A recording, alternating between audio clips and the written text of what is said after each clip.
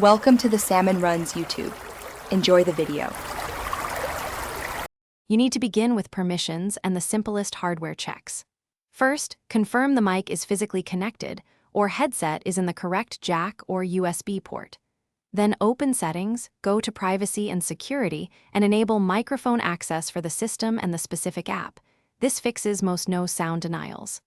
Once done, go to Settings, right arrow sound, right arrow input, choose the mic as default, and watch the input meter while you speak to ensure Windows sees signal. Now you handle drivers and detailed device settings. Open Device Manager, find the audio input device, and choose Update Driver. If problems began after an update, use Rollback Driver.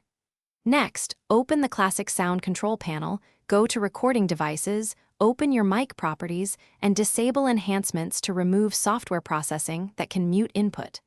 Once done, check the Advanced tab and set the sample rate and bit depth to match the app.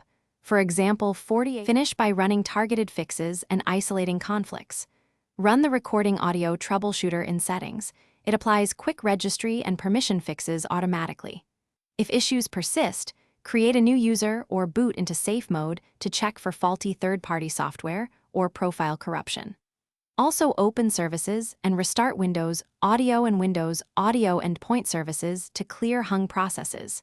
If nothing works, one key troubleshooting tip: test the mic on another device. If it still fails, the hardware is likely faulty.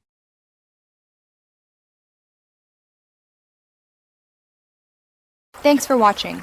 Consider subscribing if we helped you.